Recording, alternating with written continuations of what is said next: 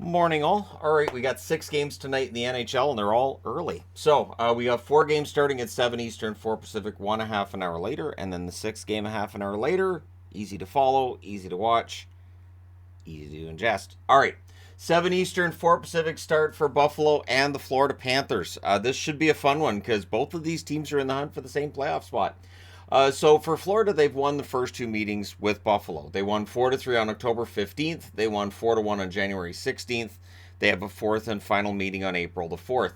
For Buffalo, coming off of a huge, unexpected win over Tampa Bay last night, now 29-23-4. They're 5-4-1 in their last 10. Away from home, an impressive 18-8-2.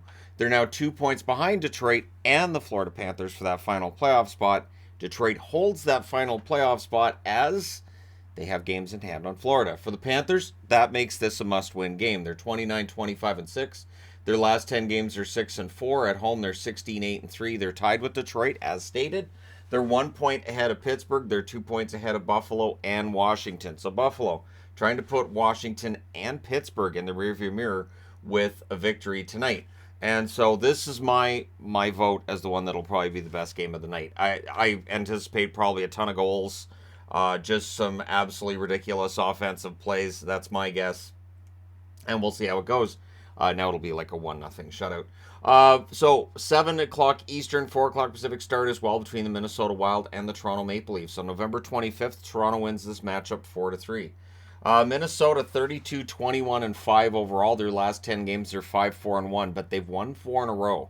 And they're playing like the Wild, which means not necessarily the most exciting hockey. So it'll be fun to see between Minnesota's defense and just their limiting of chances style of hockey compared to Toronto's puck control, up-tempo style. Who wins that battle?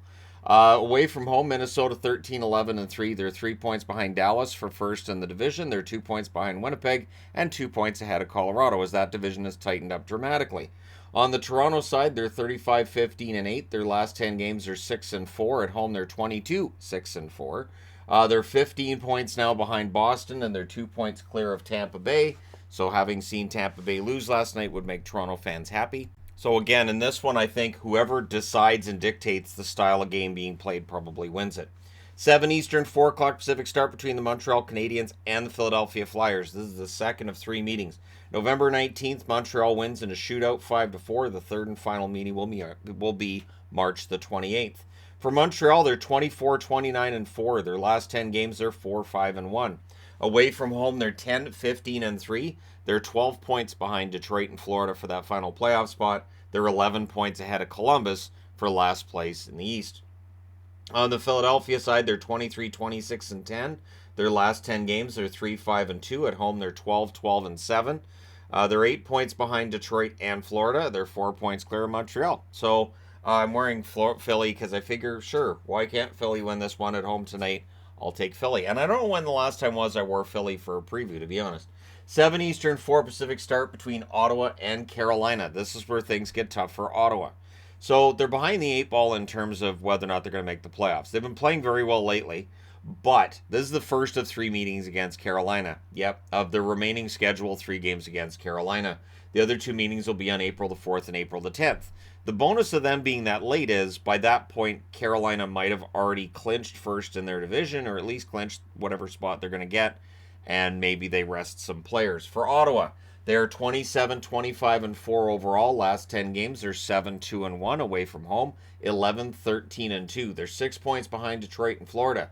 They're 5 points behind Pittsburgh. They're 4 points behind Buffalo and Washington.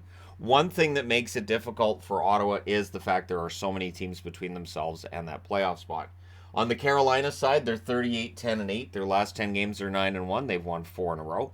At home, they're 26-2. They're 3 points ahead of New Jersey. They are 9 points ahead of the New York Rangers. So they have to watch for the hard-charging New Jersey Devils in their rearview mirror, and they have to keep winning. 7:30 Eastern, 4:30 Pacific start between the LA Kings and the New York Islanders. This is the first of 2 meetings. They'll meet again in LA on March the 14th. For the Kings, they're 32-19-8. Their last 10 games are 6-2-2. Away from home, they're 15-10-6. They're 3 points behind Vegas for first in the division. They are now tied with Edmonton, although Edmonton has the tiebreaker, so LA is third in the division. They're 2 points ahead of Seattle. So if Seattle had won last night, we'd have 3 teams tied for essentially second spot in the Pacific, although there's all the tiebreakers to decide who is second, third, and fourth. The Islanders 30, 20, 24, and 7 overall. Their last 10 games are 6-2 and 2. They've picked it up recently. At home, they're 18, 10, and 3. They're 3 points clear of Detroit and Florida. They're 4 points clear of Pittsburgh. For the Islanders, they need to jump on the fact this is a back-to-back for LA. The travel from New Jersey to the Islanders, not as bad as, say, going from Florida to Montreal, but they're still going to be tired after playing last night. That was a tough game against New Jersey, so if the Islanders can jump on them early, get a goal or two out of Horvat, they should be good. But we'll see what happens there. For the LA Kings, this is a big road trip where, the East can break you, and we'll see how it goes for them tonight.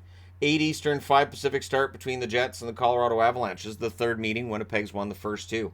On October 19th, Winnipeg won 4-3 in overtime. On November 29th, the Jets win 5-0. That's the No Mercy Magnet. Next on the docket between these teams will be an April 13th matchup. So for Colorado, they're 31-19 and 5. Their last 10 games are 6-2 and 2, but they've won 3 in a row. So Colorado coming in pretty hot. Their away record is 17-10 and 1. They're 2 points behind Minnesota for third place in the division. They're 1 point clear of Calgary. So Colorado needs to keep their eye on that because that's the playoff line, and they're 5 points ahead of Nashville. On the Winnipeg front, they're 35-22 and 1. The last 10 games, they're 4 and 6. They need to turn this around. At home, they're 28 and 0. They're 1 point behind Dallas for first place. They're 2 points clear of Minnesota and 4 points ahead of Colorado. So if the Avs were to come in and win in regulation, all of a sudden Winnipeg, the concern then becomes one of, okay, so we're dropping fast here.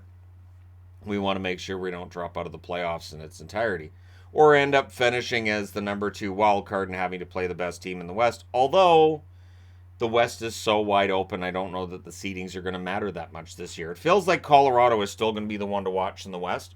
Once they get Landeskog back, once Makar's healthy, they could just run through the West. But outside of that, it really is completely and totally wide open. So let me know your picks, your winners in the comment section below as always. Don't forget to hit like and subscribe if you're browsing your way through. You just happened upon this video. Thank you guys so much for all your support. I will talk to you again soon.